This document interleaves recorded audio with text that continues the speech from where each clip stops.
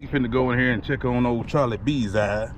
He was in a motorcycle accident about 2 or 3 weeks ago. We're gonna go in and check on him. Stop me! You're gonna have to kill me!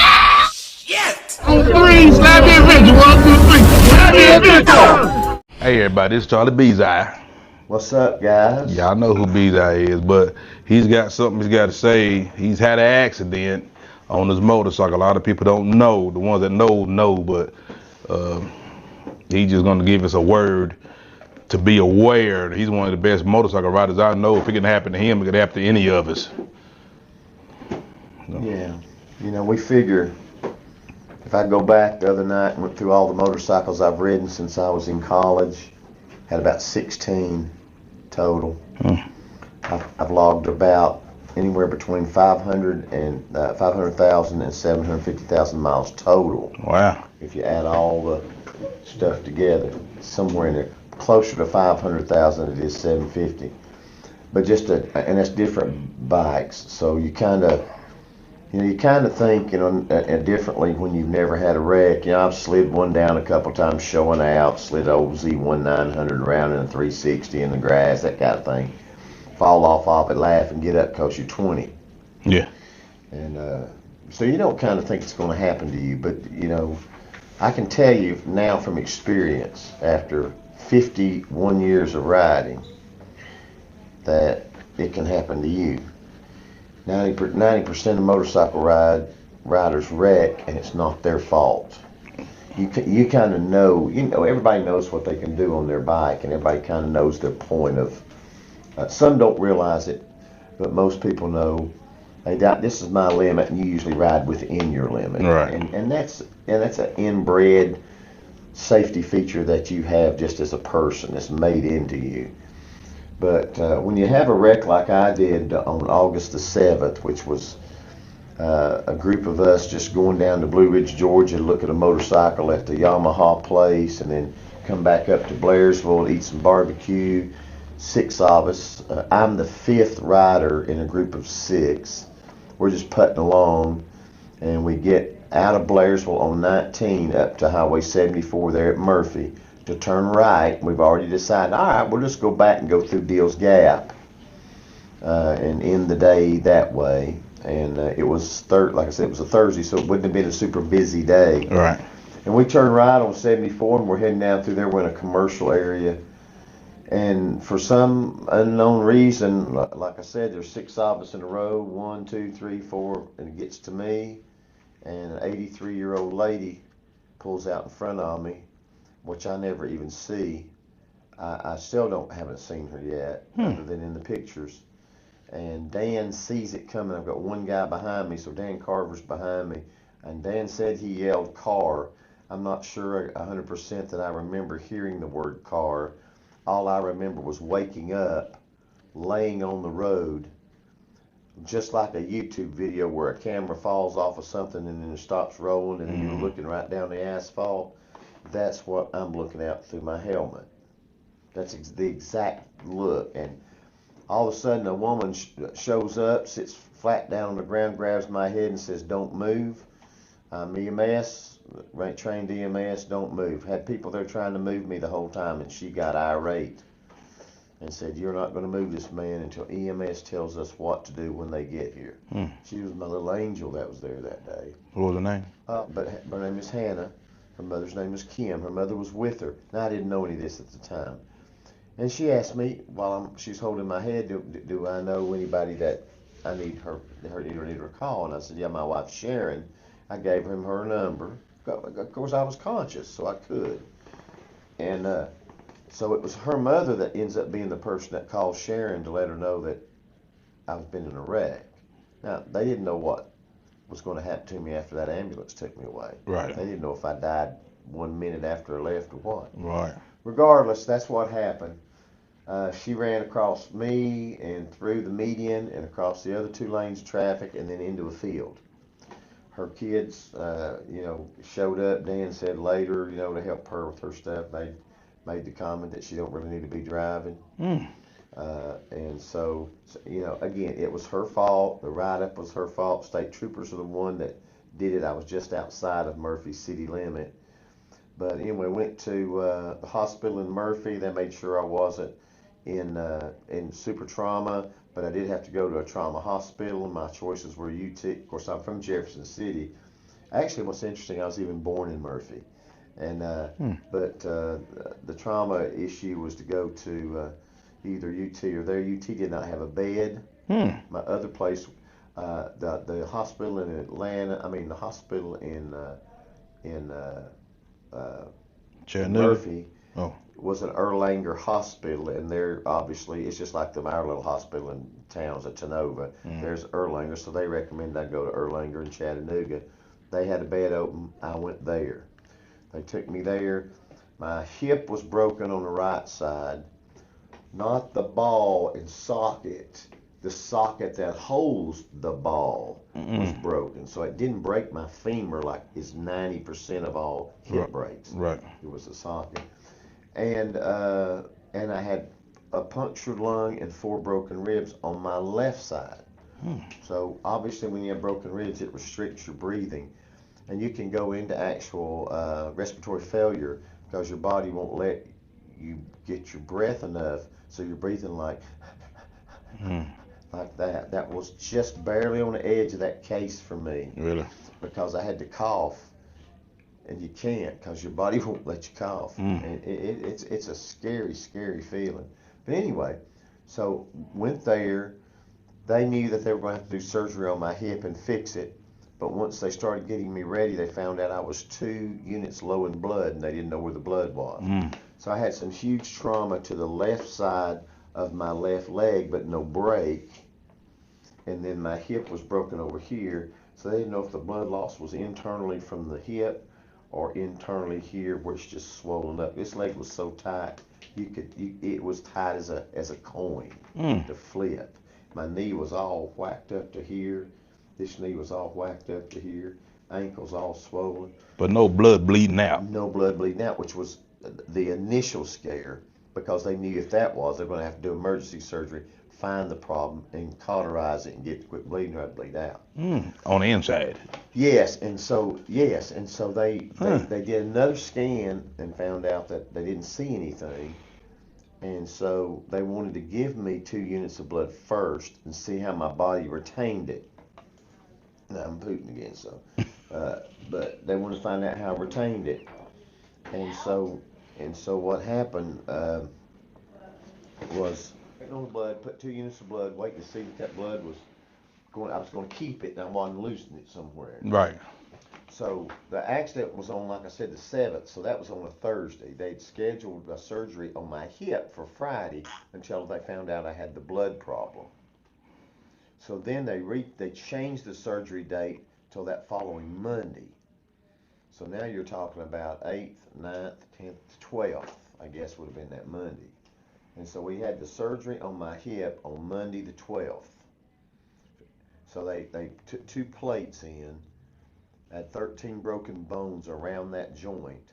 So they plated those 13 bones with 8 screws and put a plate on each side and then fit my femur head back in there to hold it. Really? Now, remarkably, I've not had hardly any pain out of my hip. Really? Hardly any. That's what's so remarkable. Yeah. And so they would ask me what my pain level would be. It'd be a 9, 8 or 9. Give me something, and it'd be my ankle on my right foot, or it'd be my knee on my left. And where this fluid was collecting, it was swelling. Yeah. And then if you didn't get your foot or your parts that it was collecting above your heart's pushing that blood down in there, and you start getting a heartbeat that you don't want because it hurts too bad. Really? And so anyway, so they did that, and after they got that, and then I got settled, they knew the surgery was okay. Then we needed to find an outpatient or an inpatient rehab facility that could take me, because I just retired 30 days ago, and so just all this is just on, everything's new. I mean, everything's new. Right. And so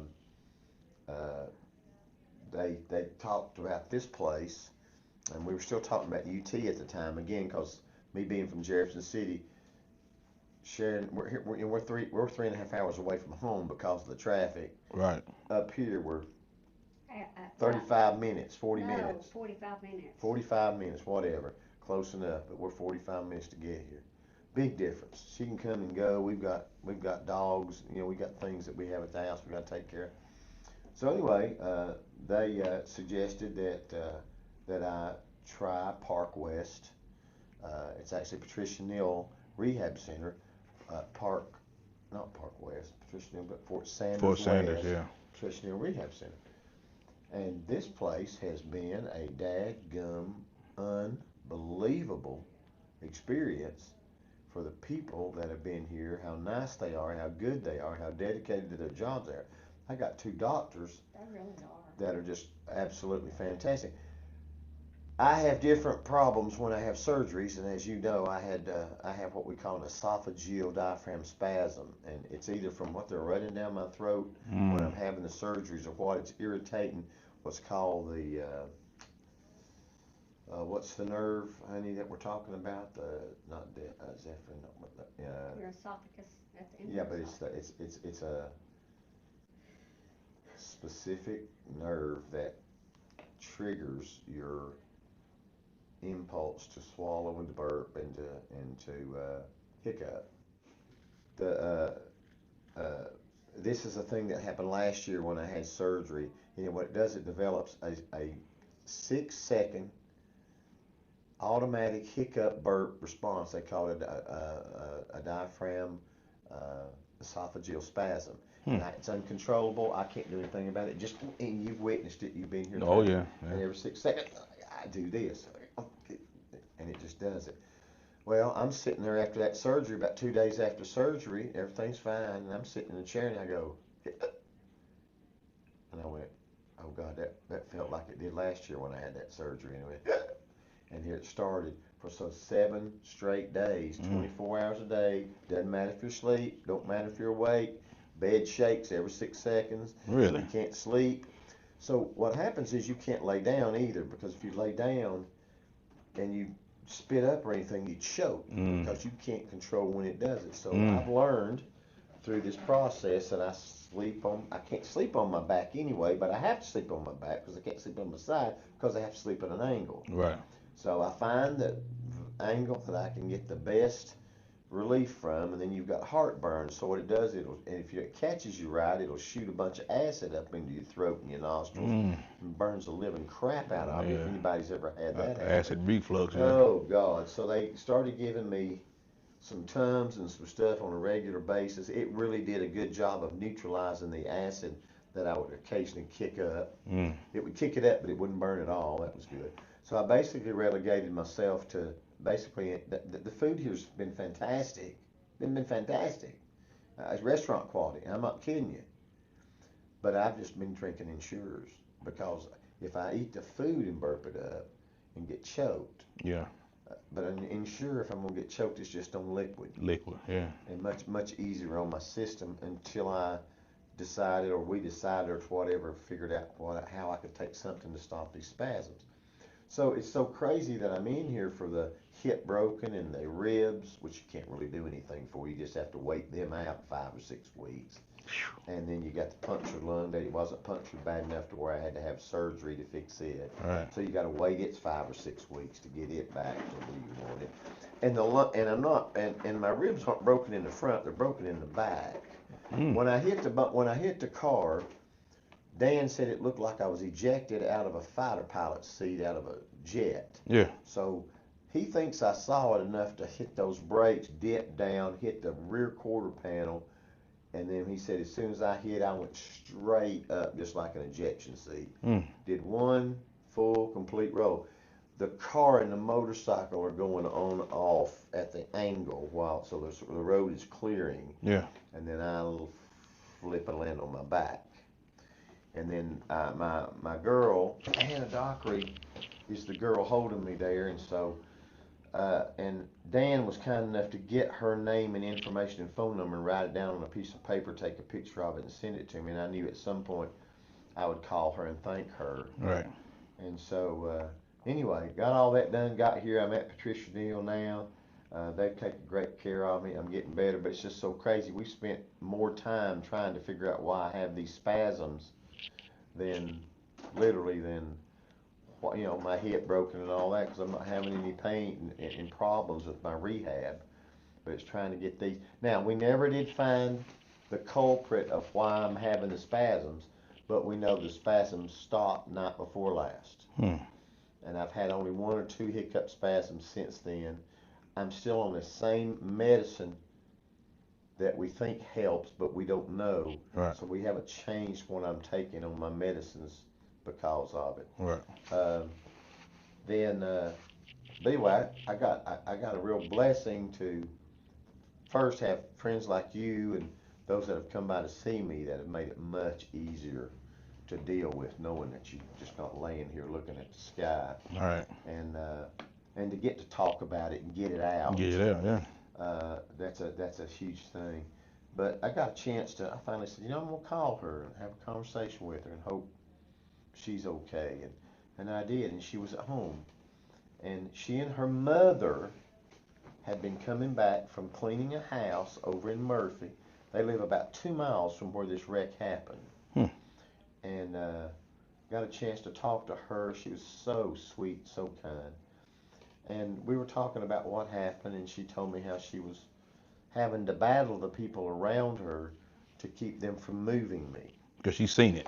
Did Yeah, she see the actual wreck? She's sitting there, and she's sitting on her butt on that hot asphalt with my cradling my head in the helmet. And they're saying, we need to get him on his back. We're getting there. And she's going, no, you don't touch him. She had to get irate with 2 of them, too. She also pulled her car sideways to block She the also saw it after it happened, and this lady's car kept going across the road. She whipped her car sideways in the double lanes. There can't nobody get through before she got out to come to me. She knew what she was doing.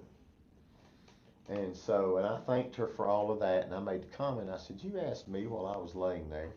And I told her, she said So that's her right there, right? Yep, that's her right here, here. I'll put that picture on the slide.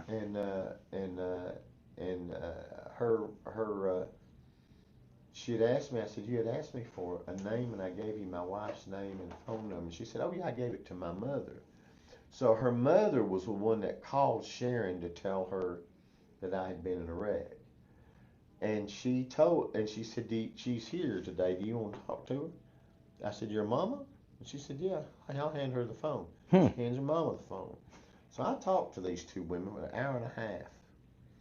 Very cleansing, very, very, very good. And she assured me that she had thought about this type of phone call in her life for a long time, because they got friends that ride, that she never wanted to have to call somebody and tell them that their spouse, significant other, loved one, whatever, was in a wreck. Especially watching the ambulance drive off and not knowing what the outcome's going to be. So they were very pleased that I called them to follow up to let them know that I was all right. Right. And so then I knew who the lady was that Sharon didn't know who was that called her. Right. It was Hannah's mama, Kim. So, but we had to get her. She knew exactly where my mama grew up. She knew all about the Indians and all that stuff. My mama was a midwife. With her, well, my grandmother was a midwife. Would always take my mom to deliver Indian babies as kid, all that stuff. She knew all about all that stuff. She had people buried in the same cemetery my grandparents and my dad's parents were in. My parents, great parents were at Shady Grove Baptist Church there in Murphy. Right. She knew all about the area and all that. And so the thing that I learned from it during the conversation, though, was how she had said she had never wanted to make that phone call when Sharon never wanted to receive that phone call. Yeah. So Sharon to receive the phone call, in Sharon's mind all these years has been, when am I going to get the phone call that Charles is dead? Not the phone call that Charles has had the wreck. Right. When am I going to get the phone call that Charles is dead? I could have been dead, laying there dead on the scene, and this same woman had the guts enough to call my wife and tell her, your husband's been in a serious accident. I don't think he's made it. He's laying here on the highway. And they got him covered up or whatever.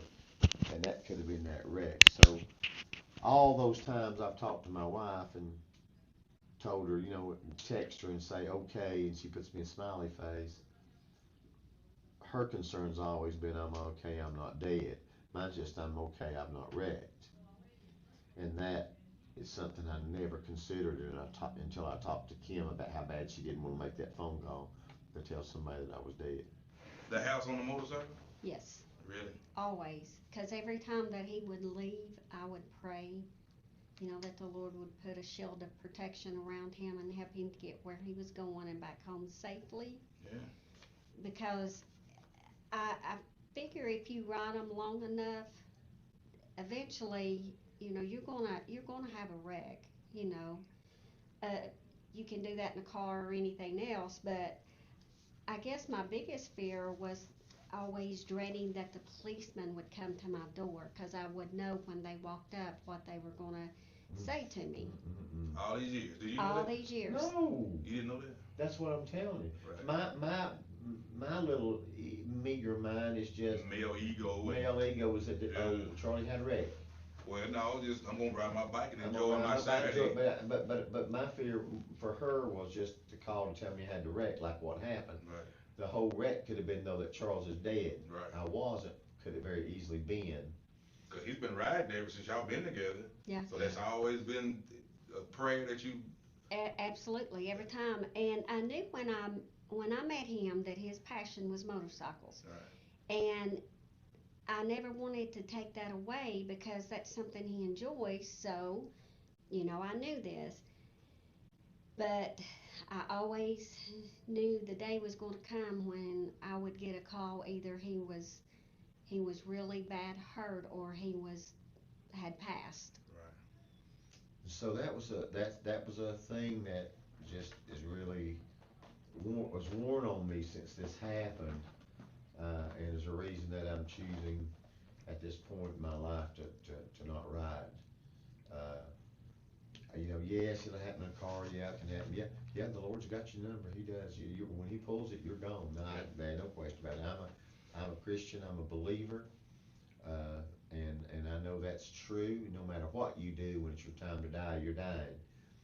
But if I'm not riding a motorcycle, I won't be killed on a motorcycle. And I won't, but not that as much as, because if I'm killed on a motorcycle, I'm one of the same guys that you would hear to say, you know, I died doing what I love to do.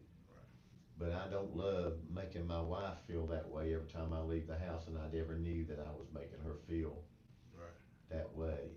And when you said it that day, I was like, and that was and my then when struggle. you said what you said just now, I don't want to make my wife. I said, well, that makes a lot of sense to me. That clarified it to me. Not that you had to clarify it to me, but right. It made more sense out of it than just saying it. And you know, and this is, you know, it's a sad day for me. I'm not going to sit here and say it's easy to do. Lord's got to give me the strength. But knowing that I've just retired, and, you know, I've just got my Insta360 camera. You're ready to get your ready channel. to get We some still gonna vlogging. get your channel. Got going. the channel. You can look at my channel. I mean, you can look at my channel right now, and I could go like this, and I can hit YouTube, and I can go right here, and I can hit my B down there, and it's, what does that say on top? Breakfast with Bezy. I mean, you know. That was your channel? That's what it's That would have been the key? Yeah, that's I good. might have changed it to Breakfast for Charlie Bezy, but it was going to be Breakfast with Bezy. And to do just a 5-minute devotion, just 5 minutes, no more than 5 minutes. I don't want people turned off by it. I want to be encouraging, and I want to put that hedge of protection around you and pray for you, because if you're riding that day, I want you to be safe. I want the Lord to be with you. Right. And then we can go on and post videos and do that too. But and maybe I can do the videos in the truck or something else. But Well, or we could get you know, I just can't. a Jeep or convertible or something like that too. Something else to replace it and Slingshot. Yeah. Yeah. I'll get me a big Can-Am. That'll fix it up. But anyway, that's where I am now, and I think for good reason. And it's discouraging in a way, but I feel fairly confident, so I know the Lord has it, and He's the one that's saying it's okay to do that. You don't have to worry, because I know I've got heart disease and everything else. I could fall over dead of my 3rd heart attack tomorrow, and all this doesn't matter anyway. And everything on this earth doesn't matter anyway. What we have, what we do, the only thing that matters is who we are with the Lord. Right. That's it. His grace is sufficient. And, but that's where we are. I'm getting ready to go home on Tuesday. Right.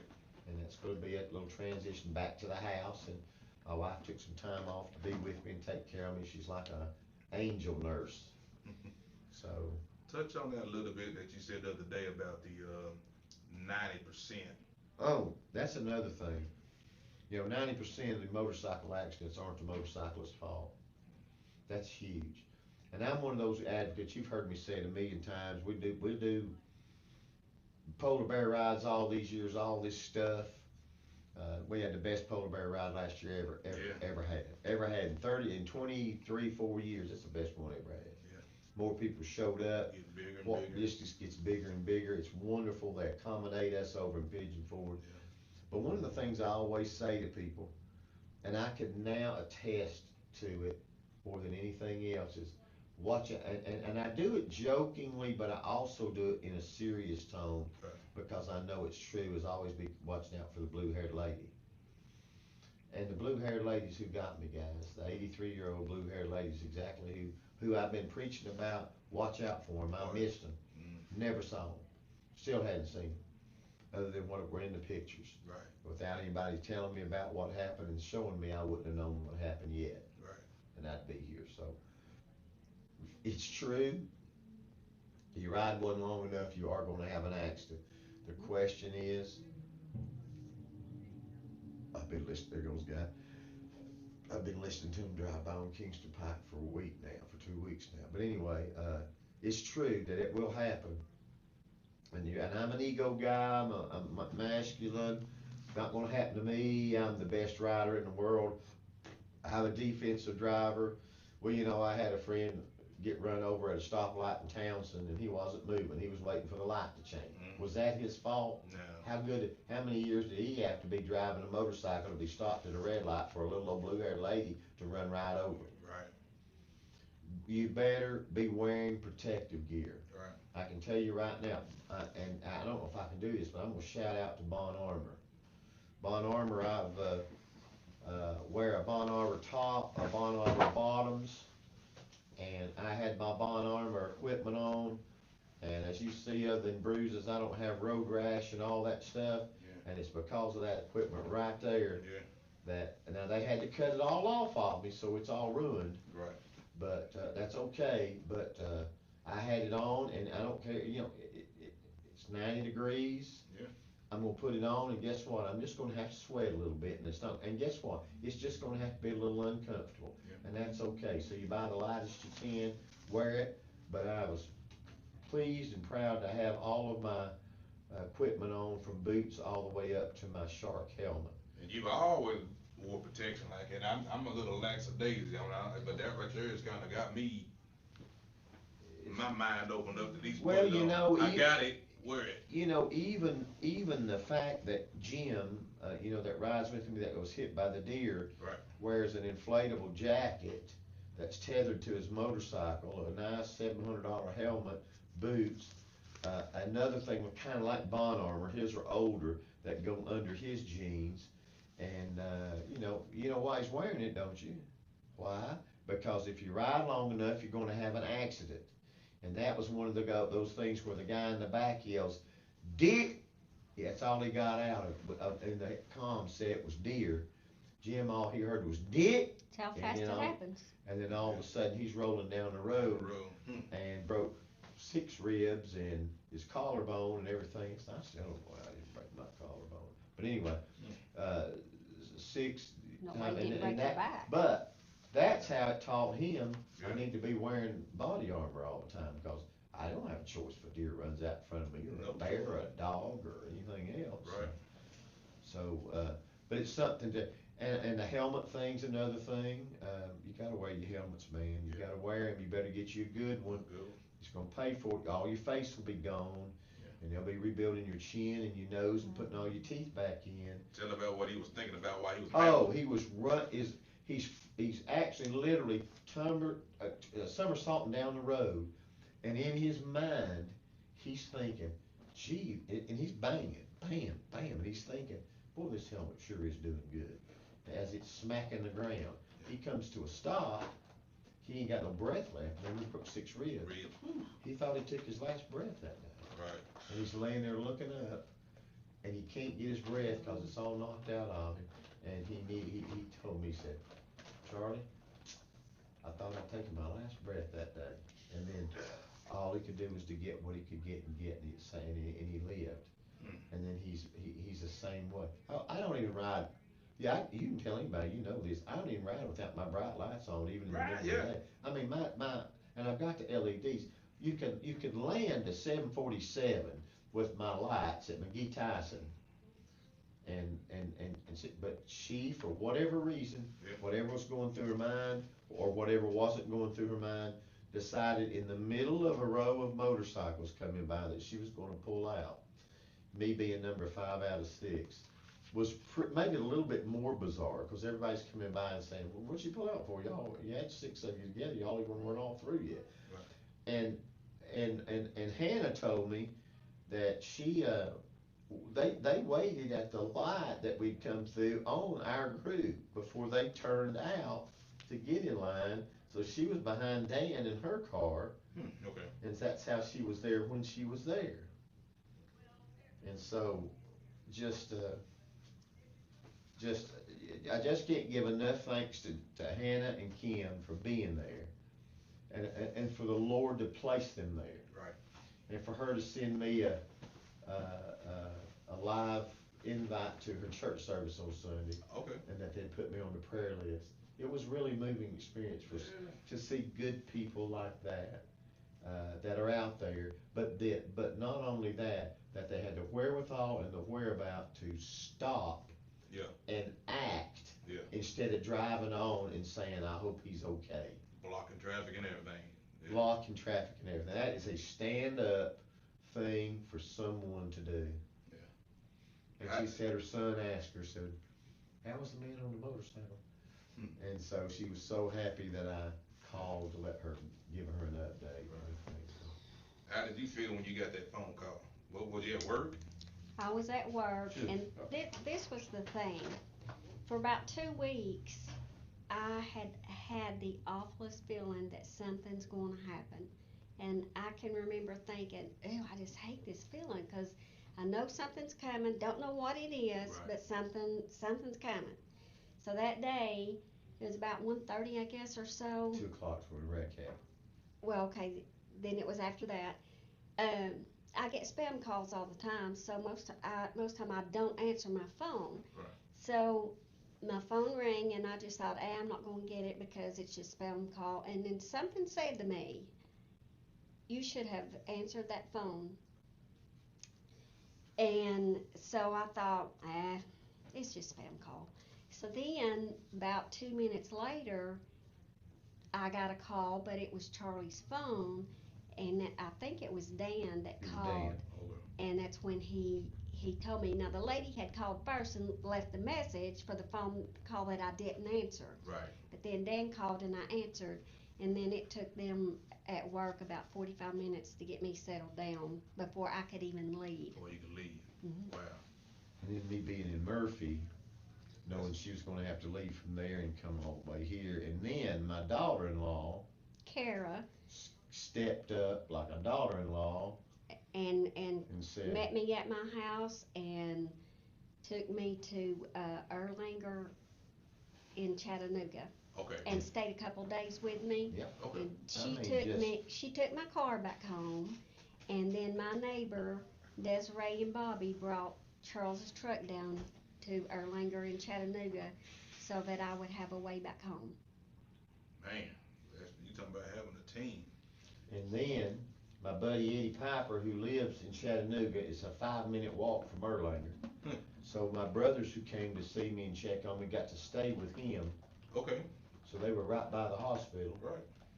And Tim Lomanek, my cousin that was used to be North Carolina Wildlife Services, unbeknownst to me, is the dadgum police chief for Murphy. So when I get to the hospital, The first person that looks down at me like this that I can see at the hospital when they got me on the table was Tim. I said, Tim, what in the world? Well, Charles, you didn't know I was a police chief, did you, of Murphy? I said, no. He said, I've been police chief for 3 years. I said, I thought you retired. Well, I got bored and I decided I was gonna do that. So my brother, wherever Walter knew, but somewhere in the early parts of the communication and the word getting around got to Walter. Walter called Tim and said, did you know Charles was in a motorcycle wreck in Murphy? He said, no, but I heard the wreck on the radio, but I had no idea it was Charles. So he was over there at the hospital waiting on me when I got to Murphy Hospital. Oh, really? Yeah.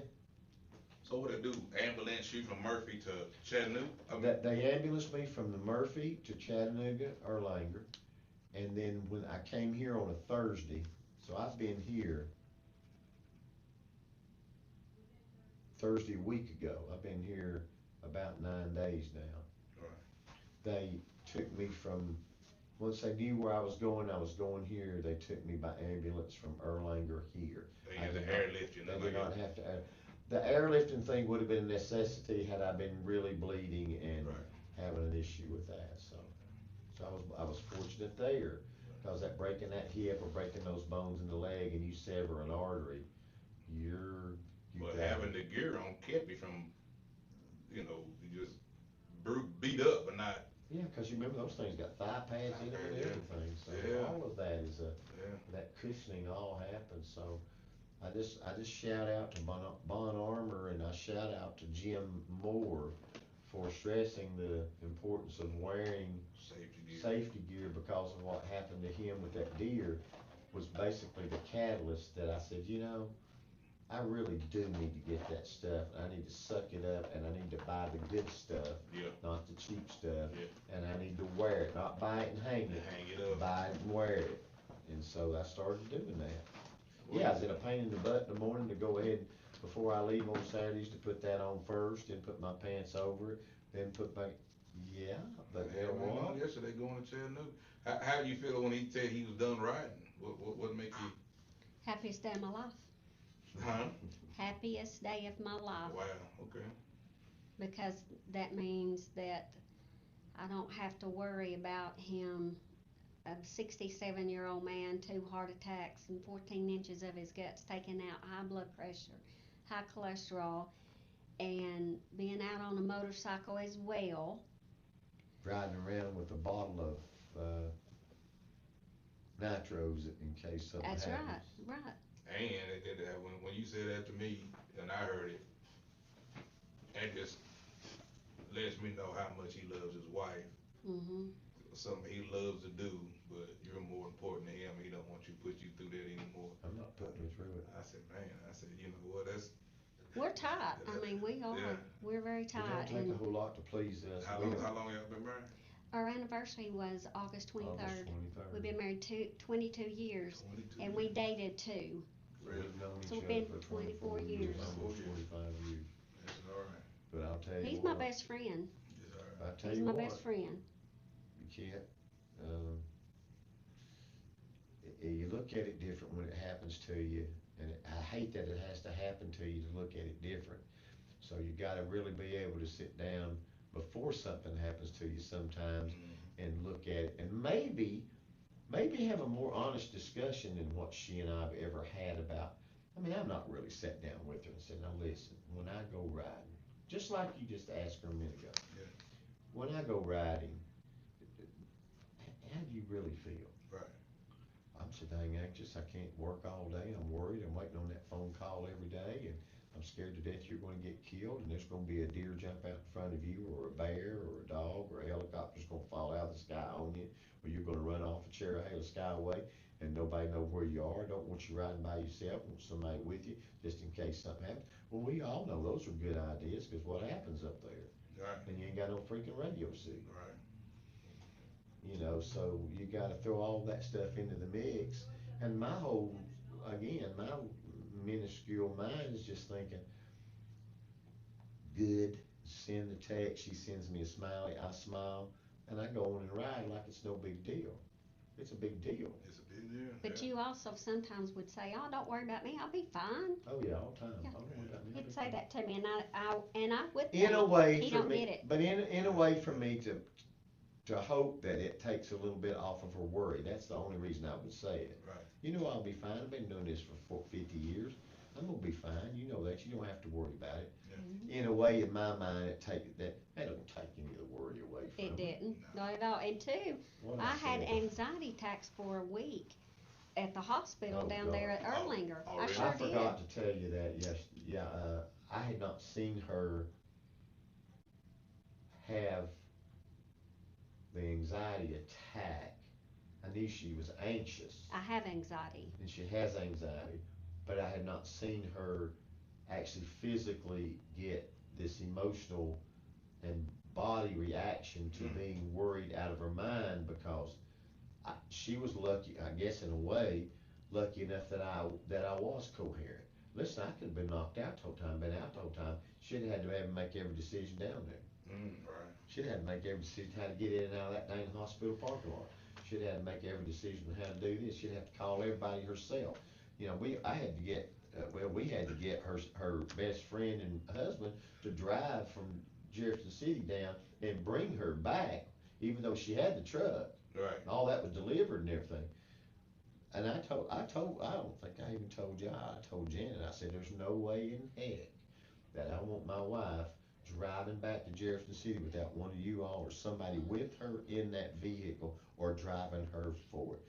Make some kind of way that you got enough people coming that you can move her back home to get her out of this place, because she is having some anxiety issues.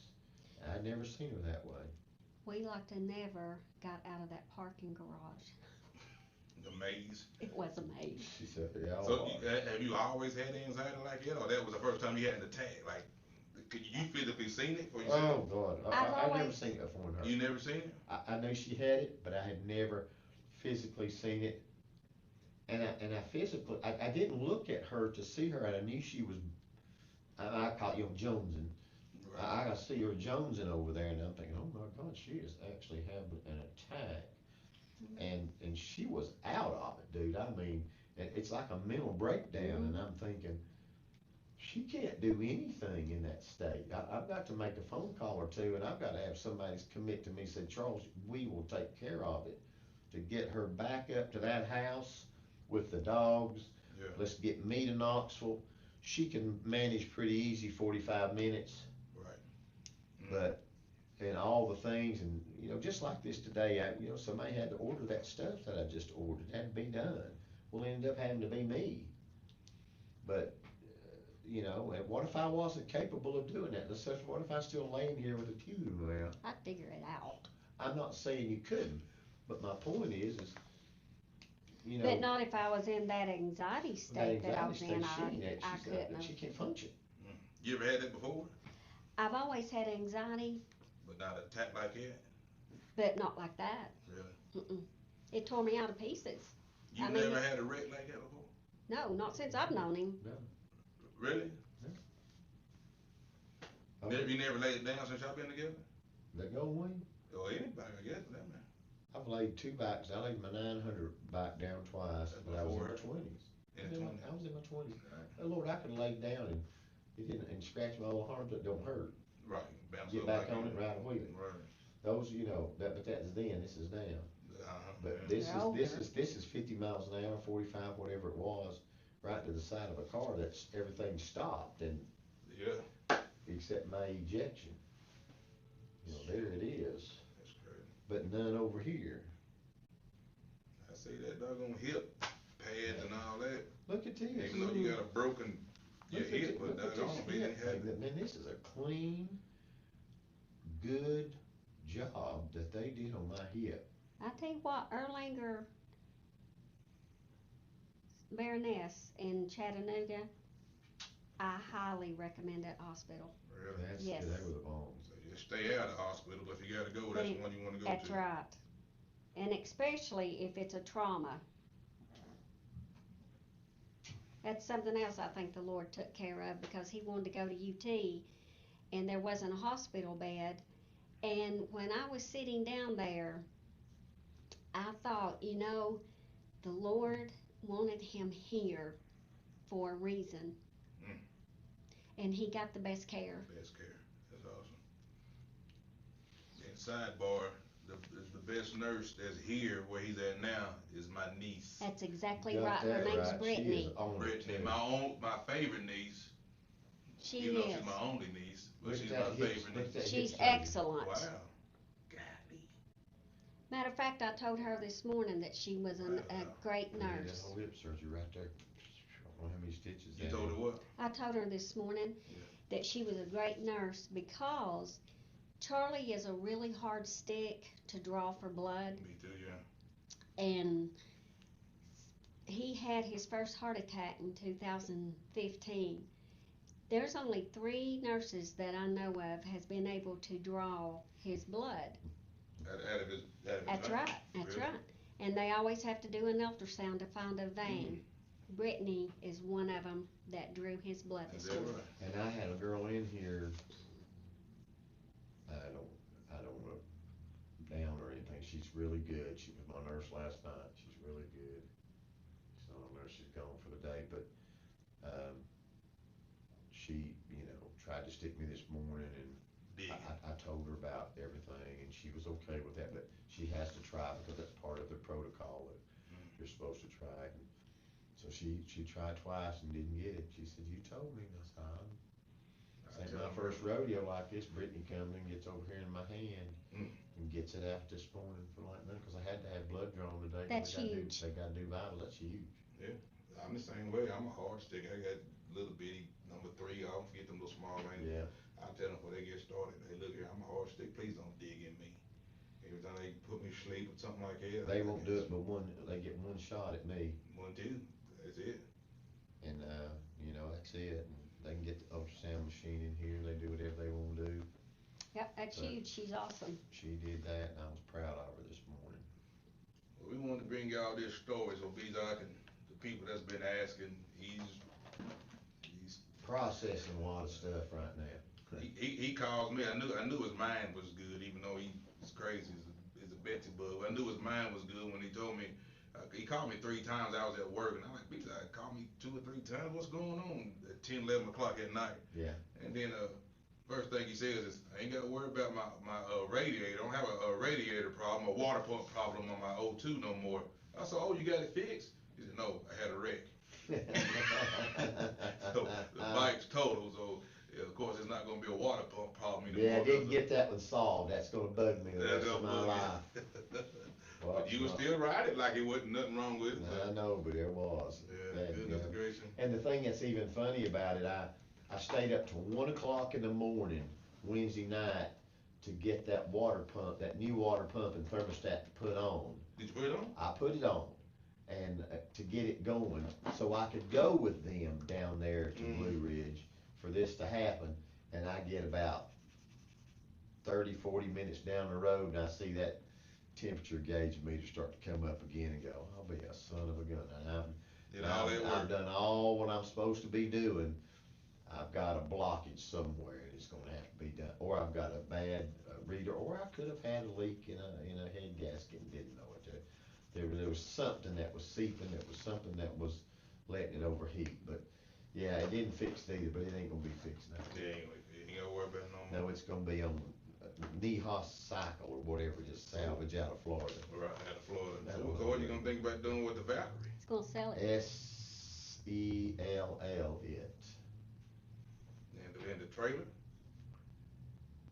God, I hate to sell that dang trailer. I just come get it, stick it in the garage. That's my In this case, you buy that slingshot, you gonna need a doggone trailer.